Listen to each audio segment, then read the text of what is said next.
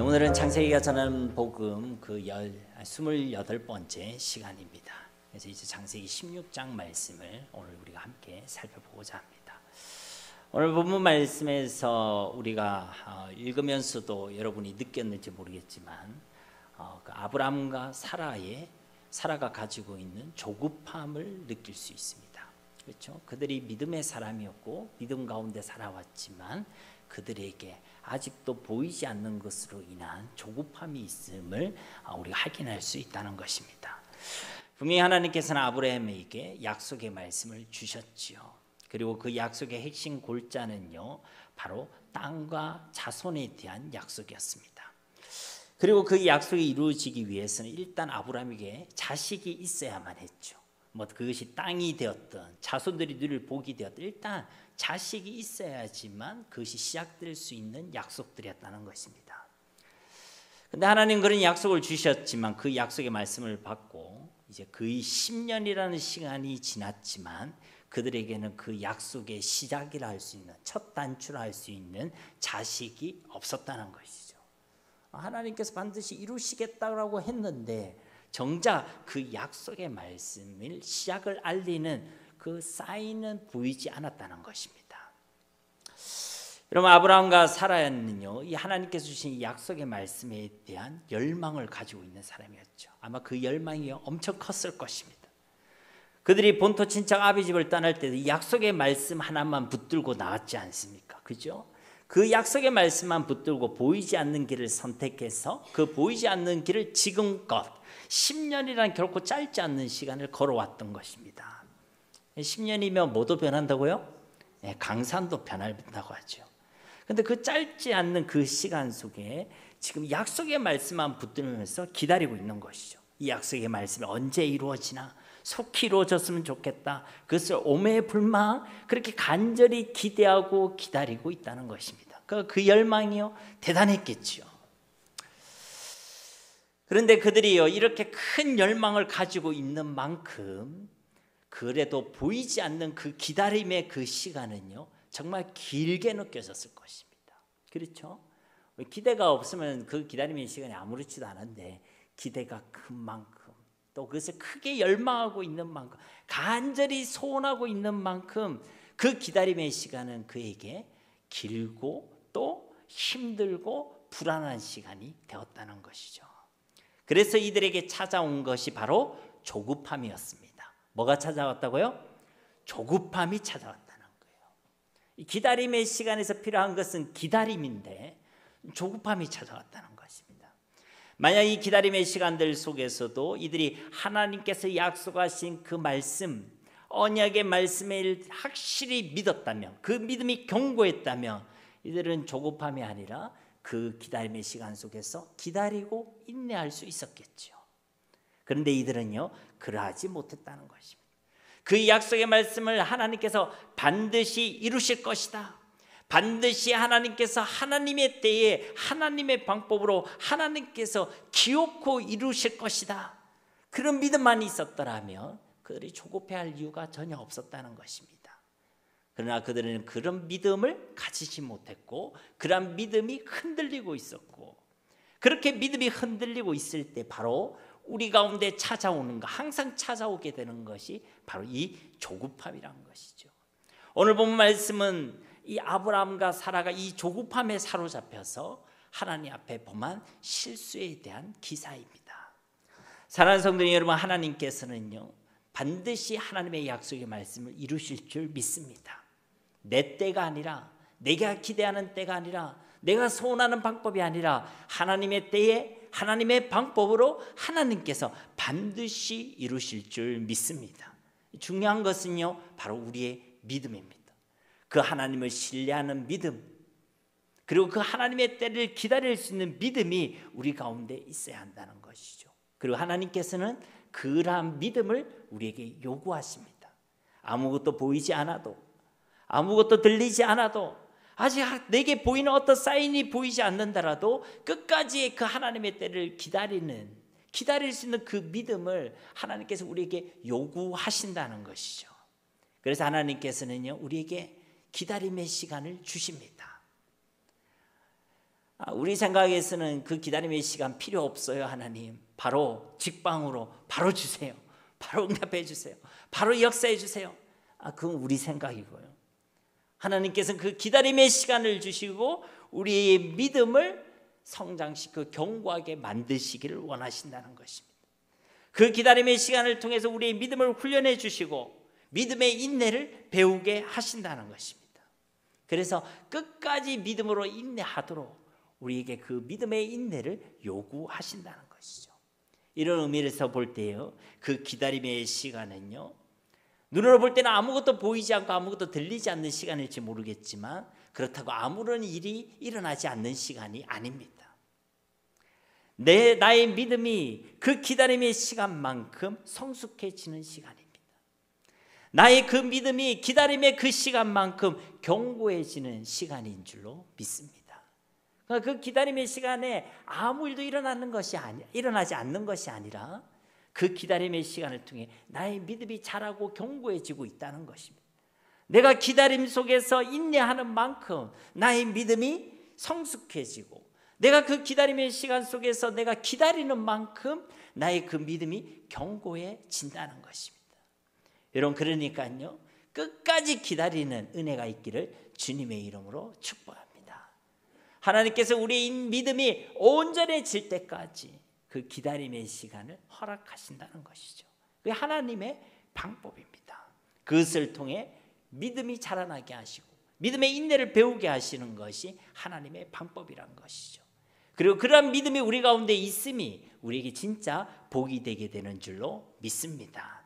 오늘도 이 말씀을 통해 우리의 믿음이 견고해지는 은혜가 있기를, 하나님의 때를 기다릴 수 있는 그 믿음이 우리 가운데 온전해질 수 있는 은혜가 있기를 예수님의 이름으로 축복합니다.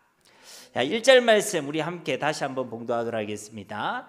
아브라함의 아내 사레는 출산하지 못하였고 그에게 한 여종이 있으니 애굽 사람이요 이름은 하갈이라. 아브라함의 아내 사레가 아직까지 여태까지 출산하지 못하고 있는 상황입니다. 당시에 볼 때 이거는 수치스러운 일이기도 하죠. 그러나 무엇보다 하나님께서 약속하신 그 언약의 핵심이라 할 수 있는 자식이 없는 상황이란 거예요. 하나님께서 그 약속을 이루시겠다는 사인이 전무한 상태라는 것입니다.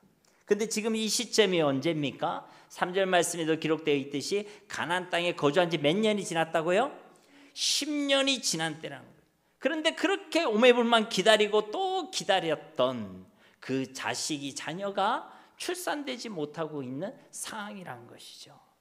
그래서 이 아브라함의 아내 사레에게 무엇이 찾아왔다는 것입니까? 조급함이 찾아왔다는 것입니다. 하나님께서 당신의 언약을 반드시 이루실 것이라는 것을 내가 믿지 못할 때, 또 그 믿음이 흔들릴 때에 하나님께서 그 약속의 말씀을 하나님의 때에 하나님의 방법으로 반드시 성취하신다는 것을 내가 믿지 못할 때, 또 그 믿음이 흔들릴 때에 우리에게 찾아오는 것이 무엇이라고요? 바로 조급함이란 것입니다.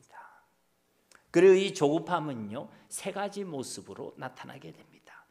첫 번째는요, 인본주의로 나타나죠. 내 믿음이 흔들릴 때 우리 가운데 조급함이 찾아오게 되는 것이고, 그 조급함으로 인해서 나타나는 게 세 가지가 있다는 거예요.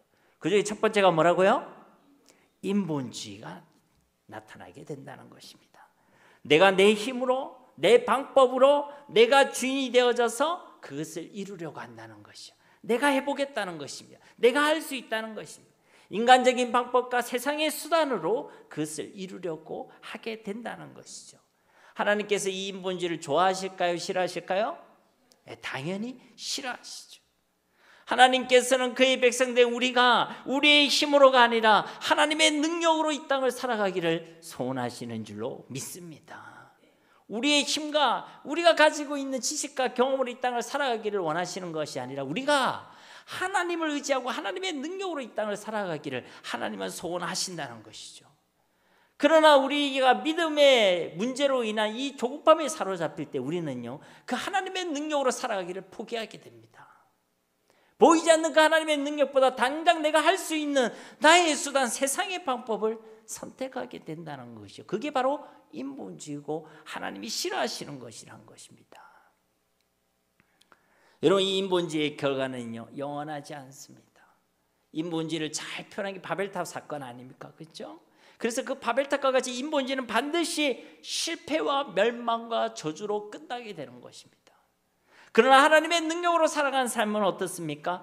영원하고 완전하고 진짜 우리에게 복이 되는 줄로 믿습니다. 우리는요 하나님의 능력을 선택하고 하나님의 능력으로 살아가기를 소원하고 하나님의 능력으로 이 땅을 살아가야 한다는 것이죠. 근데 믿음의 문제로 인하여 우리가 조급함에 사로잡히게 되면 그것을 포기한다는 거예요. 왜냐하면 보이지 않는 그 길을 걷는 게 이제 지쳤거든요. 보이지 않는 그 길을 걷는 것이 언제까지인지 내가 알 수 없기 때문에 이제는 내가 눈에 보이는 이 길을 선택하려고 한다는 것입니다. 당장 내 손에 잡히는 그 수단과 방법을 내가 선택하게 된다는 것이죠. 그런데 그것은 하나님이 소원하시고 기뻐하시는 일이 아니란 것입니다. 1절 후반절 말씀을 다시 보면요, 그에게 한 여종이 있으니 애굽 사람이요 이름은 하갈이라. 조급함에 사로잡힌 이 사람은요 이제 자기의 힘으로 하나님의 약속을 이루려는 인본주의를 선택하고 있죠. 사라가 지금 자기 잘 되려고 하는 거 아닙니다. 자기 잘 되려고 하는데 어떤 아내가 남편한테 다른 여자를 주겠어요. 자기 잘 되려고 하는 거 아니에요. 그도 이 하나님의 약속을 기억하고 있습니다. 근데 그것을 하나님이 이루시겠다는 사인이 없으니까 이제 조급함에 사로잡힌 거예요. 그래서 내가 저 하나님의 약속을 이루어 보겠다. 그렇게 자기의 방법과 세상의 수단을 선택하고 있는 것입니다. 내 힘으로 내 방법으로 하나님의 뜻을 이루어 보겠다. 하나님의 계획을 이루겠다. 앞서도 얘기했지만 그녀의 동기와 목적이 나쁜 것은 아닙니다. 그렇죠? 하나님의 약속의 말씀을 이루겠다고 시작한 거예요. 그도 잘해보겠다고 시작한 것입니다. 그런데요 잘해보겠다고 시작했지만 그 방법이 하나님의 방법이 아닐 때 우리는 어려움을 겪게 되는 것입니다. 우리가 신앙생활 할 때도 이런 경우가 많이 있어요. 내가 교회를 위해서, 사람을 위해서, 신앙을 위해서 내 나름대로 잘해보겠다고 한 것들이 하나님의 사인이 아니고 하나님 방법이 아닐 때요 항상 어려움이 됩니다. 내가 생각한 그 결과대로 되어지지 않는다는 거예요. 나는 교회를 위해서 했지만은 그것이 하나님의 방법이 아닐 때 오히려 교회를 어렵게 만드는 일이 될 수 있고, 내가 그 사람을 위해서 내가 이것을 했지만 그것이 하나님의 방법이 아닐 때는 오히려 그 사람에게 상처를 주고 그 영혼을 죽이는 일이 될 수도 있다는 것입니다. 여러분, 이 사례도요 나름 잘해보겠다고 한 것입니다. 그렇죠? 그런데 그가 범한 실수는 무엇입니까? 그것을 두고 하나님께 묻지 않았어요. 하나님, 이렇게 하려고 하는데 이게 하나님의 방법입니까? 앞에 최소한 아브라함은요 그것을 물었잖아요. 엘리에셀이 정말 나의 후사입니까? 묻기라도 했지. 이 사례는요 그것도 묻지 않았습니다. 이게 진짜 하나님의 방법입니까? 이것이 진짜 하나님의 뜻입니까? 여러분, 하나님께 항상 묻게 되기를 주님의 이름으로 축복합니다. 내 생각대로 내가 맞다라고 생각하지 마시고 이게 정말 하나님의 뜻입니까? 하나님의 계획입니까? 그것을 우리 항상 묻는 자가 되어야 한다는 것이죠. 또 이 사례는 하나님의 역사가 나타날 때가 기다리지 못했죠. 그래서 조급함에 사로잡혀서 인본주의를 택했던 것입니다. 그래서 그녀의 종들 중에서요 누구를 택했죠? 하갈을 택했습니다. 여러분, 이 하갈이라는 이름의 뜻에는요 도망자, 쫓기는 자라는 의미를 가지고 있습니다. 그래서인지 그녀는 26장에서도 또 뒤에 21장에서도 그 이름의 의미대로 쫓겨나고 쫓기고 도망하는 인생을 살아가게 되었죠. 또 그녀에 대해 성경은 무엇이라고 소개하고 있죠? 애굽 사람이라고 소개하고 있습니다. 아니, 애굽 사람을 지금 종으로 데리고 있다는 거예요. 여러분, 어떤 장면이 앞에서 생각나십니까? 창세기 12장에서 보면 아브라함이 기근을 피해서 어디로 피했죠? 애굽으로 내려갔죠. 그리고 거기에서 부끄러움과 수치를 당하고 가나안 땅으로 추방되었습니다. 그때 그 아브라함에게 하나님께서는 그때 또 복을 주셨죠. 위로를 주셨습니다. 근데 그 아브라함이 자신의 아내를 속여 팔고 받은 재산에 대한 목록을 보면요, 창세기 12장 16절 말씀에 이에 바로가 그로 말미암아 아브라함을 후대함으로 아브라함이 양과 소와 노비와 암수 나귀와 낙타를 얻었더라. 여러분, 이것은 아브라함이 믿음으로 살았기 때문에 주어진 복이 아니었습니다. 그렇죠? 이거는요 불신앙의 증거였습니다. 아내를 팔아먹고 사기를 쳐서 그 대가로 받은 재산의 목록이라는 것이요. 그 중에 무엇이 있죠? 노비가 있죠. 노비가. 그러니까 이 믿음의 증거가 아니라 불신앙의 증표와 같은 존재가 바로 하갈이었다는 것입니다. 그런데 그런 하갈을 사레가 선택했다는 거예요. 믿음이 아니라 불신앙을 선택했음을 보여주고 있는 것입니다. 하나님의 능력이 아니라 사람의 힘, 인본주의를 선택했음을 보여주고 있다는 것입니다.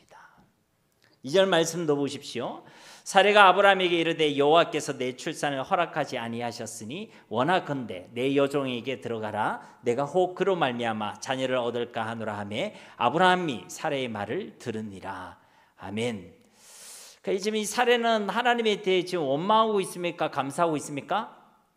원망하고 있죠. 불평하고 있습니다.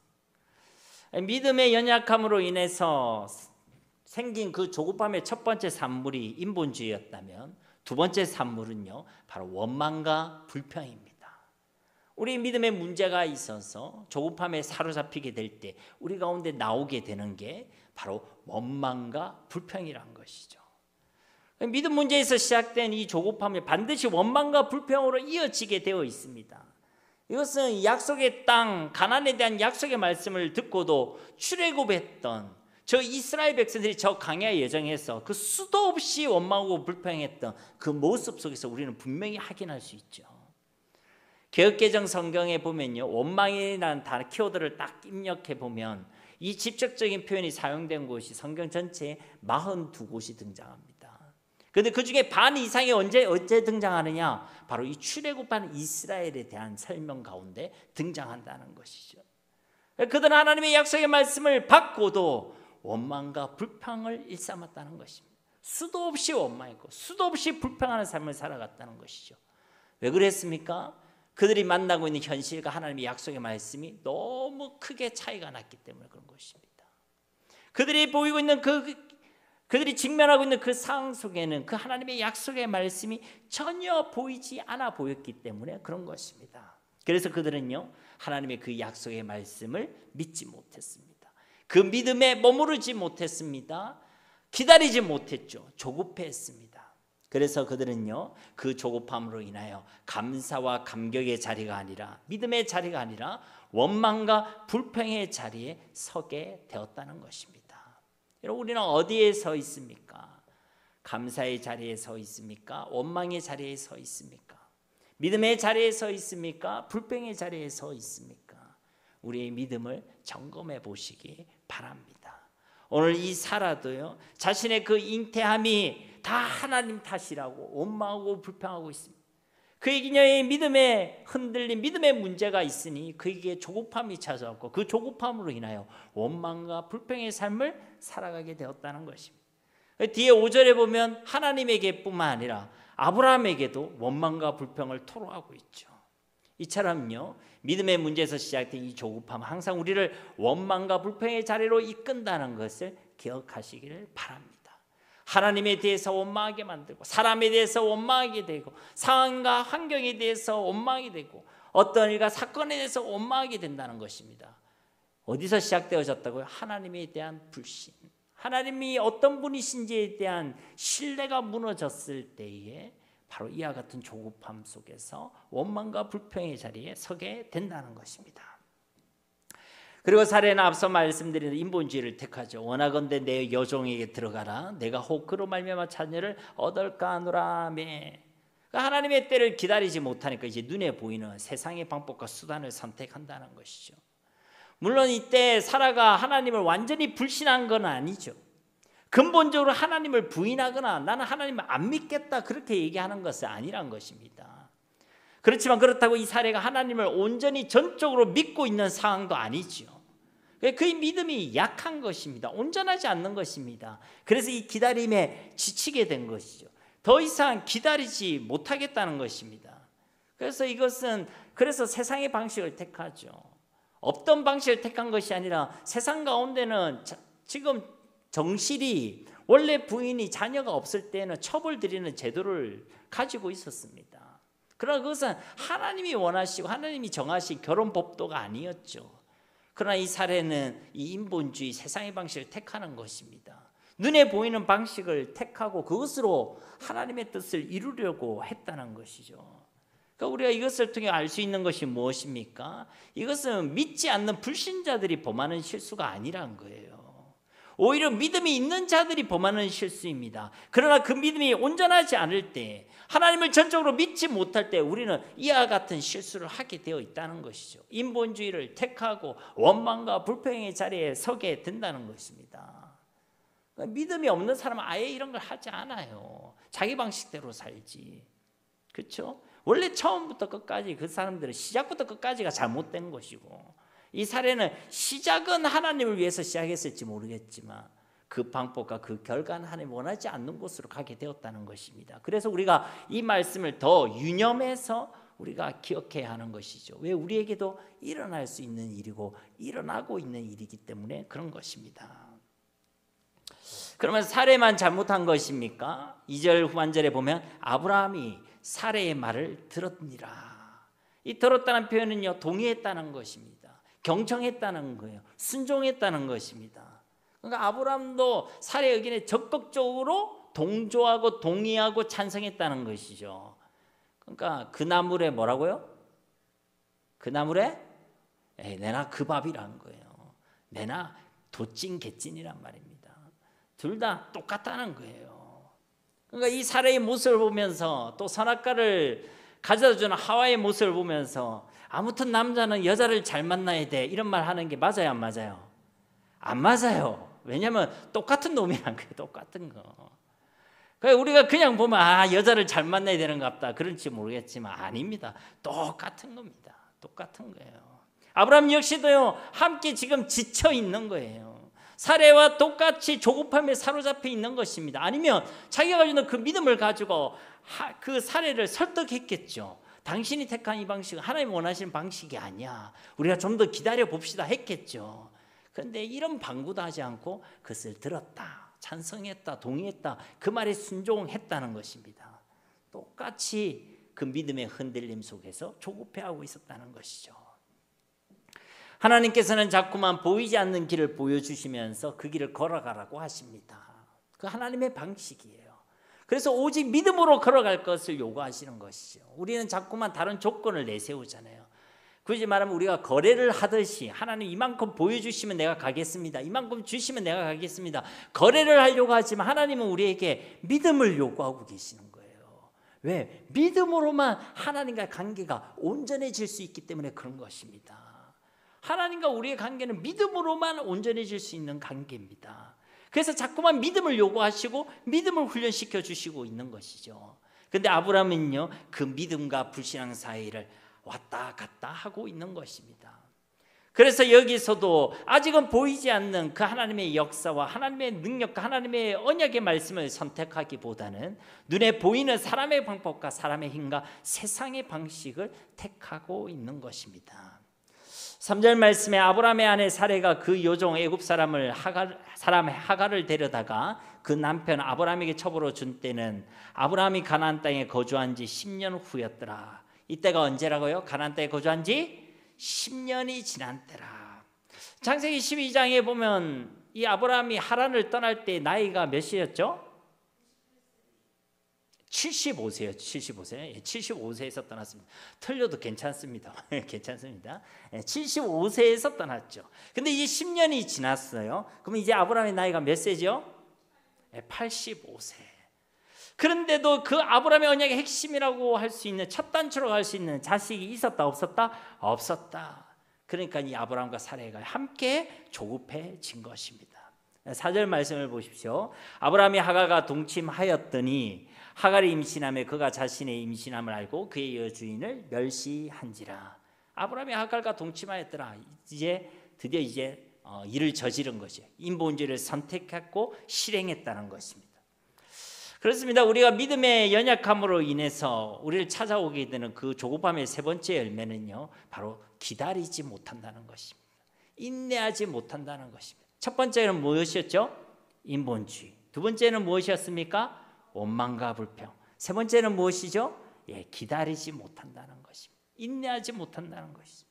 우리가 머물러 있어야 될, 반드시 끝까지 지켜내야 될 그 기다림의 자리, 믿음의 자리에 머물지 못한다는 것입니다. 그래서요, 하나님의 능력을 경험하지 못하는 것입니다. 그래서 하나님의 역사를 경험하지 못하는 것입니다. 우리가 믿음에 조금만 더 머물러 있으면, 끝까지 머물러 있으면 우리는 하나님의 역사와 하나님의 능력을 경험하게 될 것인데 기다리다가 뛰쳐나간다는 거예요. 여러분, 씨가 뿌려졌는데요, 그 땅에 계속 머물러 있어야 되겠죠. 그렇죠? 그런데 궁금한 거예요. 궁금해서 계속 땅에서 그것을 빼고 또 빼고 또 빼보고 하면 제대로 싹이 틀까요? 안 틀까요? 안 되죠. 언제 필까 싶어가 계속 들추면요, 안 됩니다. 그 땅 안에 온전히 머물러 있어야 되는 것이죠. 여러분, 그렇기 때문에 우리가 하나님 안에서 하나님께 주시는 그 기다림의 시간 속에서요, 우리가 기다린다는 것은 결코 의미 없는 시간이 아니란 거예요. 우리가 볼 때는 씨가 그 땅속에 가만히 있기만 하니까 이게 어쩌나 저쩌나 싶고 궁금해 죽겠고 호기심이 죽고 걱정되고 불안해질지 모르겠지만 그 땅속에 그 씨가 온전히 머물러 있는 그 시간이요, 그 씨가 싹을 틔우기 위해서 연그러지는 시간인 것이죠. 더 풍성한 열매를 위하여, 더 아름다운 꽃을 위하여, 더 강한 줄기와 푸른 잎사귀를 피워내기 위하여 준비되고 연그러지는 시간이라는 것입니다. 제가 이 연글다라는 이 단어가 궁금해가지고요, 네이버에 쳐봤어요. 느낌은 있는데 정확한 의미가 궁금하더라고요. 그러니까 연글다라는 단어를 딱 치니까 뜻이 무엇이냐면 속이 꽉 찬다, 그리고 점점 단단해져 가고 익어간다, 이런 의미를 가지고 있더라고요. 여러분, 그렇습니다. 우리가 믿음으로 인내하고 기다리는 그 시간이 우리 한 사람이 믿음으로 연걸어지는 시간인 줄로 믿습니다. 그 기다림의 시간이 우리 심령 가운데 믿음으로 채워지는 시간, 믿음으로 단단해져가는 그런 시간이란 것이죠. 진짜 우리가 그 기다림의 시간만큼 우리 믿음도 성숙해지고 단단해져 가는 것이고, 그 인내의 시간만큼 우리의 믿음도 더욱 연걸어지고 온전해지는 믿음이 되게 되는 줄로 믿습니다. 그러니 그 기다림과 인내의 시간은 우리의 복이 되는 것입니까? 복이 안 되는 시간입니까? 복이 되는 시간인 것이죠. 그런데 우리가 이 믿음이 흔들려서 그 가운데 머물지 못하면요, 연걸어지지 않는 것이죠. 싹도 틔우지 못하는 것이고, 열매도 보지 못하는 것이고, 꽃도 보지 못하게 되는 것입니다. 그래서 오늘 이 밤에 우리는요, 우리 믿음을 두고 간절히 기도해야 될 줄로 믿습니다. 끝까지 하나님의 약속의 말씀을 내가 믿고 신뢰할 수 있도록, 결코 조급해하지 않도록 하나님께서 우리 믿음 없음을 불쌍히 여겨주셔서 연약한 믿음을 하나님께서 도와달라고 그렇게 간절히 기도해야 될 줄로 믿습니다. 그러면 하나님께서 우리에게 믿음을 주시는 거예요. 그 기다림의 시간 속에서 우리로 하여금 조급해하지 않게 하시는 하나님의 능력을 경험하게 하실 줄로 믿습니다. 그러면 기다리는 것이죠. 원망과 불평을 하지 않게 되는 것입니다. 인본주의를 선택하지 않고 하나님의 능력으로 살아가는 삶을 살아가게 된다는 것입니다. 앞에서도 말씀드렸듯이 인본주의 삶의 결말은요, 항상 좋지 않습니다. 왜냐하면 하나님께서 싫어하시는 것이기 때문에 그런 것이죠. 4절 후반절도 보시면요, 하갈이 임신함에 그가 자기의 임신함을 알고 그의 여주인을 멸시한지라. 그러니까 사례가 선택한 인물이 하갈이 아니었습니까? 그죠? 그가 선택해서 자기가 추천했던 그 하갈이요, 오히려 자신에게 이제 어떻게 합니까? 그의 여주인을 멸시한지라, 우습게 보고 가볍게 봤다는 것입니다.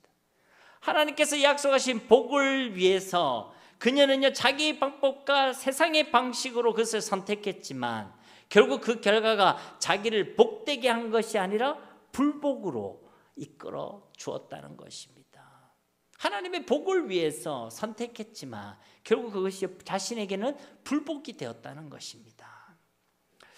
그래서 5절 말씀에 보면요, 사레가 아브라함에게 이르되 내가 받는 모욕은 당신이 받아야 옳도다. 내가 나의 여종을 당신의 품에 두었거늘 그가 자기의 임신함을 알고 나를 멸시하니 당신과 나 사이에 여호와께서 판단하시기를 원하노라. 사레가 또 원망과 불평을 하죠. 아니, 자기가 선택해놓고는 얘는요, 자기가 또 그것으로 인하여 원망과 불평을 하는 것입니다. 여러분, 원망과 불평은 또다시 원망과 불평을 낳을 뿐인 것입니다. 그죠? 그래서 그것을 끊어내어야 합니다. 원망하고 있는 나의 삶을, 불평하고 있는 나의 생각을 끊어내어야 되는 거예요. 아니면요, 계속 원망과 불평의 그 다람쥐 쳇바퀴에서 벗어날 수가 없는 것입니다. 무엇으로 끊어야 되겠습니까? 하나님을 믿고 신뢰하는 믿음으로 끊어내야 될 줄로 믿습니다. 그런데 그렇지 못하면요, 이게 반복된다는 거예요. 스스로 하나님이 아니라 죄를 선택하고 하나님의 방법이 아니라 세상을 택하고 사망을 택해놓고는 또 자꾸만 아유 하나님 나 죽겠습니다, 나 죽겠습니다 하면서 하나님을 원망하고 불평하게 된다는 것입니다. 내가 선택해놓고 내가 죽겠다고 또 그러고 있다는 것이죠. 처음부터 우리는 바로 선택해야 되는 거예요. 현실과 상황이 아니라 하나님을 믿는 믿음으로 선택해야 될 줄로 믿습니다. 사망이 아니라 처음부터 생명을 택하고, 죄가 아니라 처음부터 거룩을 택하고, 현실과 상황이 아니라 처음부터 하나님의 말씀을 택할 수 있는 믿음이 우리 가운데 있게 되기를 예수님의 이름으로 축복합니다. 그러면 그 믿음을 통해서 우리는요, 하나님의 약속의 말씀의 성취를 경험하게 되는 것이고, 하나님의 능력으로 이 땅을 살아가는 법을 배우게 되는 것이고, 매일의 삶 가운데 하나님을 경험하는 그런 복된 삶을 살아갈 수 있게 되는 것입니다. 6절 말씀에 아브라함이 사라에게 이르되 당신의 여종은 당신의 수중에 있으니 당신의 눈에 좋을 대로 그에게 행하라 하며, 사라가 하갈을 학대하였더니 하갈이 사라 앞에서 도망하였더라. 야, 이게 무슨 꼴입니까? 그죠? 자신의 종에게 이제는 자신이 억울함을 당하더니 이제 그 자신의 종인 이 하갈을요, 학대하는 삶을 살아가게 됩니다. 사라가요, 그런 불만을 가지고 이 5절 앞서 5절 말씀에 불만을 토로하고 요청을 했죠. 아브라함은 어떻게 하고 있습니까? 스스로 책임지려고 하지 않죠. 무책임한 모습을 보이게 됩니다. 그렇습니다. 여러분, 믿음으로 선택한 사람, 믿음으로 살아가는 사람은요, 언제나 당당하고 또 떳떳하죠. 왜? 하나님의 말씀을 택하고 하나님을 택했기 때문에 그런 것입니다. 그러나 예수님을 믿고도 불신앙을 택하고 인본주의로 살아가는 사람은요, 당당하지 못합니다. 항상 눈치를 보고 무책임한 삶을 살아가게 되는 것이죠. 이처럼 아브라함이 책임지지 않으니까 사라가 어떻게 하고 있습니까? 하갈을 학대하였더니, 지금 하갈이 품고 있는 그 씨는 누구의 씨죠? 아브라함의 씨입니다. 이 모든 일이 사실 그 씨를 얻기 위해서 벌어진 일이죠. 사라가 자기 모든 방법과 수단을 동원해서 이 씨를 얻기 위해서 그 모든 것들을 지금 일으킨 것인데, 정작 그 씨를 품게 된 이 하갈을요, 사라는요 학대하고 있다는 것입니다. 왜요? 기분 나쁘다는 거예요. 그 여종에 불과한 하갈이 그 씨를 품었다고 자기를 무시하고 멸시하니까 지금 기분 나쁘다는 것입니다. 어찌 네가 감히 하면서 지금 기분 나쁘다는 거예요. 마음이 상한다는 것이죠. 그러니까 결국 이 인본주의의 근원에는요, 하나님에 대한 신앙이 있는 것이 아니라 자기의 잘됨에 대한 욕심이 자리를 잡고 있는 것입니다. 그 시작은 그 씨를 위해서 내가 이렇게 합니다. 그래서 우리가 저 하갈을 첩으로 당신 드리고, 그래서 그 씨를 얻게 해서 우리 후사를 이어갑시다. 말은 하나님을 위한 것이라고 했지만 사실은 그 마음속에 뭐가 있다고요? 신앙이 아니라 자기 욕심이 자리를 잡고 있다는 것입니다. 하나님이 사랑에 대한 사랑이라는 믿음이 있는 것이 아니라 자기 사랑이라는 우상과 불신앙이 떡하고 자리 잡고 있다는 것이죠. 그것을 하나님을 위한 것이라고 포장하고 있을 뿐인 것입니다. 하나님 말씀을 이루는 일이라고 위장하고 위선하고 있을 뿐이란 것이, 이것이 인본주의의 진정한 정체입니다. 하나님을 진짜 믿는 사람은 인본주의를 선택하지 않습니다. 하나님을 믿지 못하기 때문에 그것을 포장을 하는 것이죠. 그런데 사실은 이게 불신앙이고 우상숭배라는 거예요. 인본주의의 진정한 정체, 인본주의라는 이름 안에 감춰진 본질이 바로 이것이란 것입니다. 믿음이 아니라 불신앙이란 것이죠. 아무튼 이런 학대를 피해 하갈은요, 6절 마지막 부분에 보시면 하갈이 사라 앞에서 도망하였더라. 여러분, 하갈이요, 도망이라는 선택지를 가질 수밖에 없는 상황이었습니다. 그의 주인인 아브라함은 모르세 전법으로 무책임하게 반응하고 있지 않습니까? 나는 모르니까 당신이 알아서 하십시오. 안주인인 사라는요, 자신을 막 학대하고 있죠. 그 어디에도 숨을 곳이 없는, 숨을 쉴 수 없는 그런 상황 가운데 하갈이 놓여져 있었습니다. 그래서 도망자란 그 이름대로 도망하게 되어졌죠. 광야로 도망했습니다. 그런데 그런 그녀를 누가 찾아와서 누가 그녀를 만나 주시지요? 바로 여호와 하나님께서 그녀를 찾아오셔서 그녀를 만나 주시는 것입니다. 7절과 8절 말씀 보십시오. 여호와의 사자가 광야의 샘물 곁 곧 술길 샘 곁에서 그를 만나 이르되 사레의 여종 하갈아 네가 어디서 왔으며 어디로 가느냐. 그가 이르되 나는 내 여주인 사레를 피하여 도망하나이다. 아멘. 광야로 도망한 그 하갈을요 하나님께서 찾아오시죠. 이 일을 기획하고 실행한 이 상을 만든 아브람과 사레는 정작 그녀를 돌보지 않죠. 그녀를 책임지지 않습니다. 그녀를 살펴보지도 않죠. 그런데 그런 그녀를 하나님께서 돌보아 주시고 살펴주셨다는 것입니다. 하나님이 그녀를 찾아오셨죠. 그녀가 광야에서 하나님을 찾은 것이 아니라 하나님이 그녀를 찾아오셨습니다.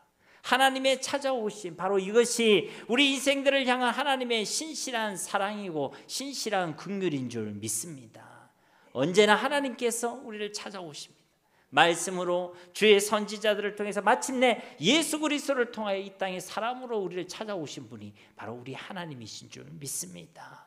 지금도요 그 하나님께서는 성령으로 우리를 찾아오셔서 우리와 영원토록 함께 계시는 줄 믿습니다.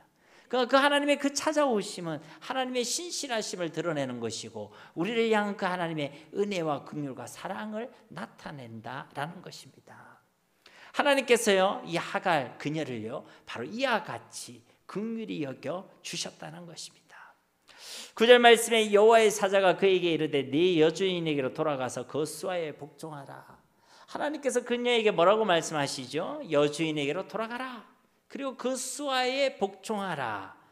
앞서 8절에서 하나님께서는 네가 어디서 왔느냐 어디로 갈 것이냐라고 하갈에게 질문하셨죠. 그 질문의 내용은 하갈이 있어야 될 제자리가 어디인지를 지금 알려주시기 위함인 것입니다. 그 제자리가 어디라는 것입니까? 아브라함의 장막 안이라는 것이죠. 그리고 사레를 멸시하는 자리가 아니라 사레 아래에서 그를 섬기는 자리, 그것이 바로 하갈이 있어야 될 자리라고 말씀해 주셨다는 것입니다. 하갈이 광야에서 떠나서 광야로 가서 어디로 가려고 했는지 잘 모릅니다. 그렇죠? 광야에서 떠돌 생각도 있었을 것이고 자신의 고향인 저 애굽으로 돌아갈 생각이 있었을 수도 있겠죠. 그러나 그 자리는 그녀에게 복된 자리가 아니었습니다. 그녀가 있어야 될 자리, 그녀가 정말 복을 누리는 자리는 아브라함의 장막 아니었다는 것이죠. 그래서 그곳으로 돌아가라고 지금 이 하갈에게 이야기하고 있다는 것입니다. 그래서 나중에 그녀는요 돌아갑니다. 그렇죠? 그리고 끝까지 만약에 이 아브라함의 아내인 사레를 멸시하지 않고 마음을 낮추고 겸손하게 그 자리를 지켰더라면 이야기가 달라졌을 것입니다. 근데 나중에 이 하갈의 아들 이름이 뭐죠?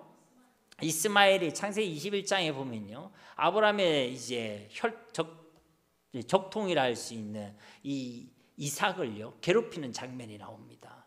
똑같이요 멸시하고 있어요. 비웃고 있습니다. 여러분 그 이스마엘이 그냥 이삭을 비웃을 리가 없죠. 하갈이요 그 자리를 지키지 못했다는 것입니다. 그래서요 그는 다시 광야로 내쫓김을 받게 된다는 것이죠. 아무튼 하나님께서는 여기서 이제 창세기 16장에서 그에게 찾아오셔서 이와 같이 다시 기회를 주시고 다시 그를 회복시켜 주시고 그녀에게도 일반적인 은총을 베풀어 주고 계시죠.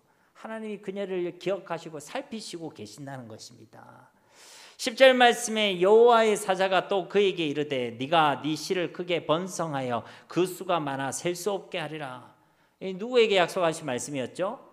아브라함에게 하셨던 말씀이죠. 그죠? 아브라함에게 하셨던 약속의 말씀입니다. 그런데 차이가 있죠. 땅에 대한 약속이 없습니다. 그렇죠? 복이 되게 하겠다는 약속의 말씀이 없습니다.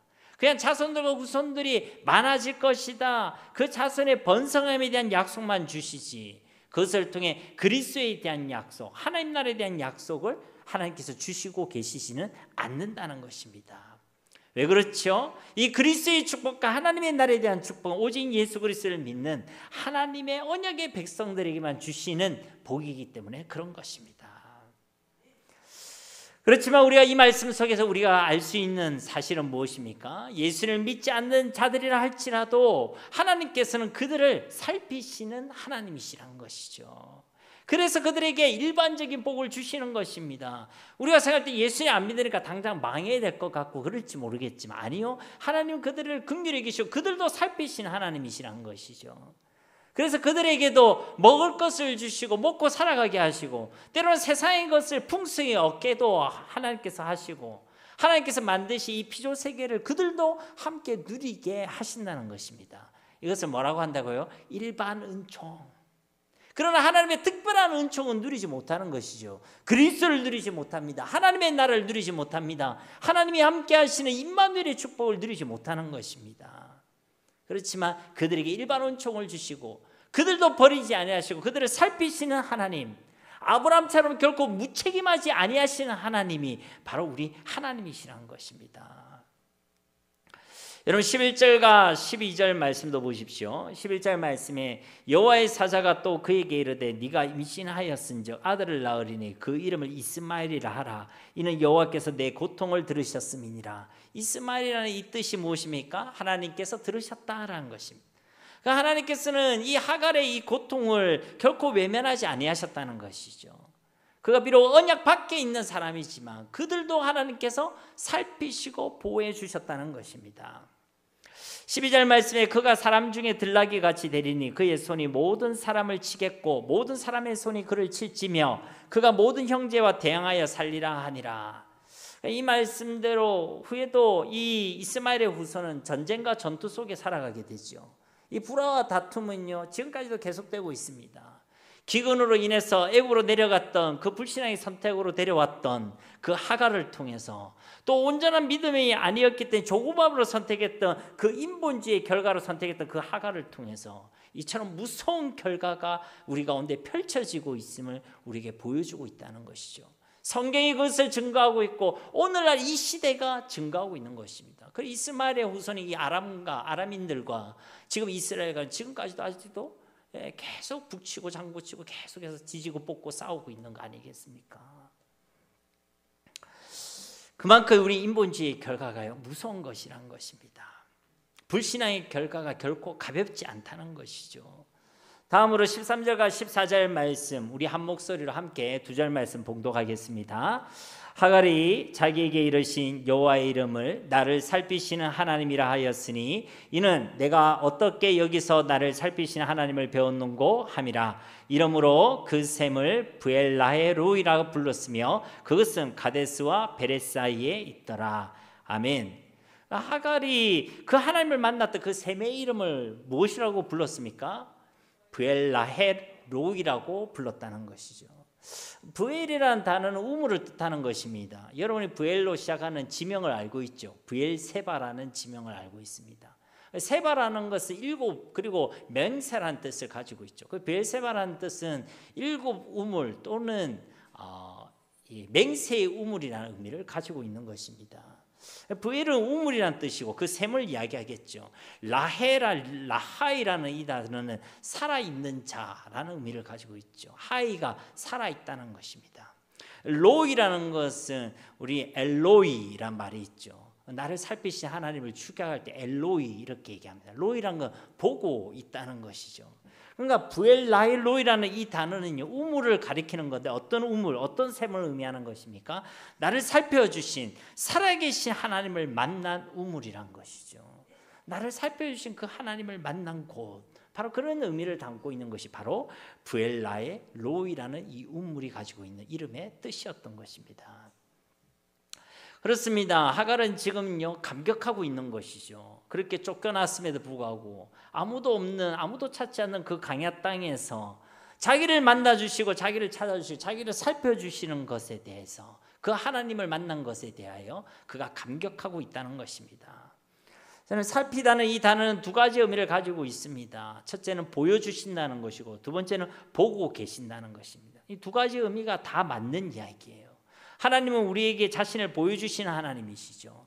우리는 그를 볼 자격이 없는 죄인들입니다. 그런데 거룩하신 그분이 자신을 보여주십니다. 우리를 만나주시고 성령으로 함께하여 주시는 것이죠. 누구를 통해서요? 예수 그리스도를 통해서. 그래서 예수 그리스도가 하나님의 은혜와 사랑의 결정체라는 것입니다.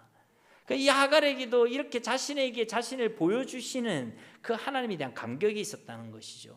그리고 하나님께서는요 우리를 보고 계신다는 겁니다. 그냥 눈으로만 보고 구경하시겠다는 것이 아니라 우리를 살펴주시고 우리를 돌보아 주신다는 것이죠.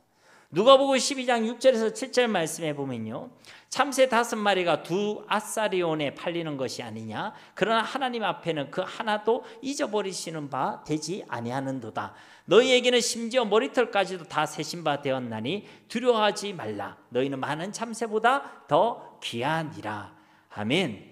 우리 하나님께서 저 날아다니는 많은 참새들도요 다 보고 계신다는 거예요. 잊지 아니하신다는 것입니다. 그들의 생명도 귀하게 여기고 돌보아 주신다는 것이죠. 그런데 그보다 훨씬 더 귀한 당신의 그 백성들을 하나님이 돌보시지 않으시고 살피지 않으실 까닭이 있겠느냐는 것이죠. 오늘 말씀도 보십시오. 언약의 백성들이 아닌 하갈과 그의 자손들에게도 하나님께서는 복을 주시고 살피시는 하나님으로 나타나 주셨습니다. 여러분, 갈라디아서 4장 22절과 24절 말씀에 보면요, 기록된 바 아브라함에게 2 아들이 있으니 하나는 여종에게서 하나는 자유 있는 여자에게서 낳다 하였으며 여종에게서는 육체를 따라 낳고 자유 있는 자에게서는 약속으로 말미암았느니라. 이것은 비유니 이 여자들은 2 언약이라. 하나는 신의 산으로부터 종을 낳은 자니 곧 하갈이라.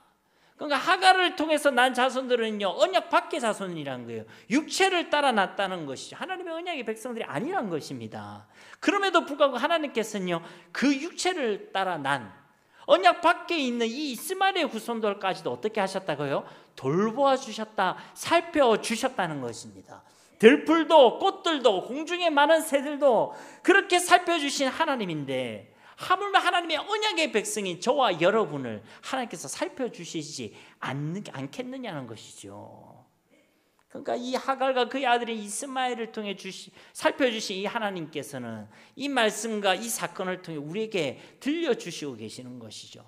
무엇입니까?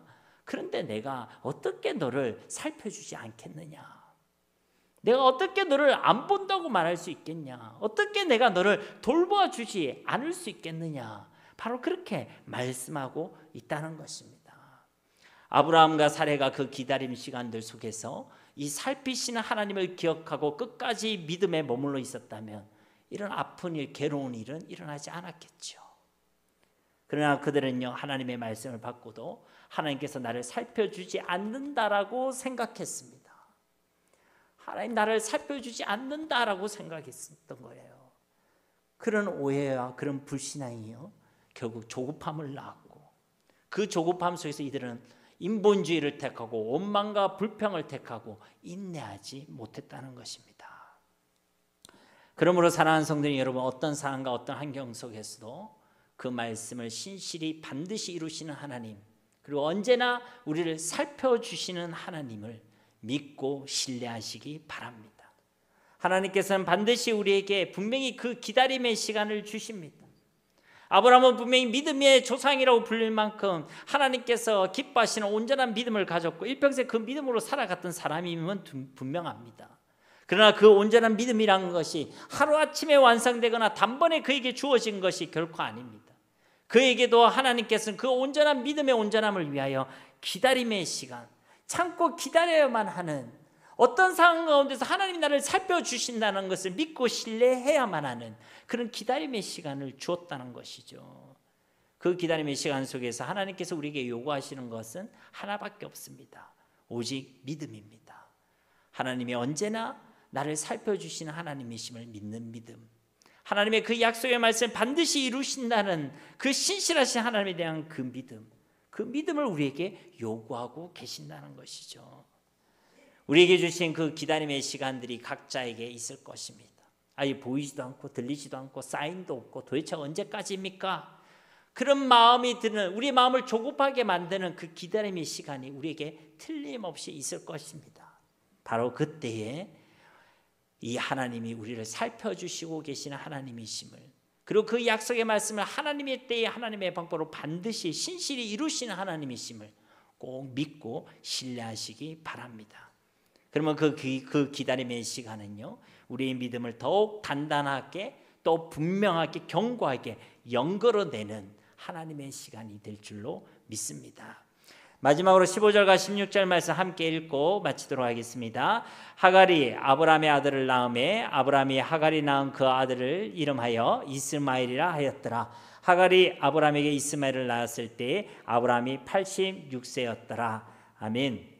아브라함의 나이가 이때 몇 세라고요? 아브라함이 언제 이삭을 낳죠? 100세 때 낳죠. 그렇죠? 이 일이 있고도 몇 년 뒤에 하나님께서 아브라함에게 이삭을 주셨다는 것입니까? 14년이란 더 기다림의 시간을 더 줬다는 거예요. 그럼 바로 보여준 게 아니었다는 것이죠. 그죠? 우리가 이 시간 예배를 드리고 돌아가서도요, 그 기다림의 시간은 계속될 수가 있습니다. 1년도 힘들어 죽겠는데 14년을 더 기다려야 될 수도 있습니다. 이 기다림의 시간 속에서요, 아브라함은 자충우돌하고 있죠. 그 믿음의 사람도 그렇게 했습니다. 그러나 분명한 것은요, 그가 항상 믿음의 자리로 돌아왔습니다. 믿음의 자리에 머물러 있었습니다. 그 돌아오는 자리에는 여전히 아무것도 보이지 않는 자리였지만 다시 돌아왔다는 거예요. 다시 그 믿음의 자리로 돌아와서 끝까지 이 믿음의 경주를 온전히 감당했다는 것입니다. 그것이 아브라함이 가진 믿음이었습니다. 그래서 우리는 아브라함을 믿음의 사람, 믿음의 아버지, 믿음의 조상이라고 부르고 있다는 것입니다. 우리에게 주어진 그 기다림의 시간 속에 믿음의 자리를 지켜낼 수 있는 우리 모두가 다 되시기를 예수님의 이름으로 간절히 축원드립니다. 우리 말씀을 기억하시면서 이 시간 함께 기도하기를 소망합니다. 주님, 우리 믿음의 연약함을 하나님께서 도와주시옵소서. 우리에게 허락하신 이 기다림의 시간 속에 보이지 않더라도, 들리지 않더라도, 만져지지 않더라도 끝까지 이 믿음에 머물 수 있는 은혜를 허락하여 주시옵소서. 어리석게 인본주의를 택하지 않게 하시고, 원망과 불평의 자리에 서지 않게 하시고, 인내하지 못해서 세상 가운데로 강야로 뛰쳐나가는 삶을 살아가지 아니하게 하여 주시옵소서. 오늘 우리 믿음 가운데 하나님께서 역사해 주시고 끝까지 기다릴 수 있는 은혜를 허락해 달라고 우리 함께 이 시간 기도하도록 하겠습니다. 아버지 하나님, 감사합니다. 주님, 오늘 주신 이 말씀이 우리에게 들려주신 하나님의 음성이 되어지길 원합니다. 우리의 마음에, 우리의 삶에 도전을 주시는 말씀이 되길 원합니다. 또 우리의 삶을 돌이키게 하시는 하나님의 엄중한 하나님의 말씀으로 들려지기를 원합니다. 또 하나님, 우리에게 주시는 위로의 말씀, 소망의 말씀이 되어지길 원합니다. 주님, 말씀 가운데 일하시고 역사하여 주시옵소서. 주님, 우리의 연약한 믿음을 붙들어 주시옵소서. 견고한 믿음, 반석과 같은 믿음을 더하여 주셔서 주님이 우리에게 보여주시고 허락하신 이 기다림의 시간 속에 끝까지 믿음으로 인내할 수 있는 주의 백성들 되게 하옵소서. 보이지 않는다고 보이는 것을 택하지 않게 하옵소서. 이 길이 좁고 험하다고 쉽고 넓은 길을 택하지 아니하게 하여 주시옵소서. 하나님을 믿는 일이 지친다고 하나님 세상을 택하지 아니하게 하여 주시옵소서. 하나님, 그것이 하나님 기뻐하지 않는 삶임을 알고 끝까지 믿음으로 머물러서 하나님 믿음에 머물러 있게 하시고 말씀에 머물러 있게 하시고 하나님의 능력으로 살아가는 주의 백성들이 다 되어지게 하여 주시옵소서. 주님, 이 기다림의 시간 가운데 우리의 믿음을 요구하고 계신 아버지 하나님, 하나님, 우리가 끝까지 믿음 가운데 머물릴 수 있는 하나님의 은혜를 누리게 하시고 이 기다림의 시간을 통하여 우리의 믿음을 연걸어 가시는 하나님의 은혜를 누리게 하여 주시옵소서. 보이지 않지만 들리지 않지만 끝까지 믿음에 머물러서 믿음으로 살아가게 하시고 우리에게 주님 허락하신 믿음의 여정을 끝까지 믿음으로 완수할 수 있는 우리 모두가 되어지게 하여 주시옵소서. 이 믿음의 경주 가운데 하나님께서 승리와 위와 희롱을 다해 주실 줄 믿습니다. 그 결과 속에 하나님 허락하시는 풍성한 축복이 있음을 믿습니다. 주님, 우리에게 믿음을 다하여 주시옵소서.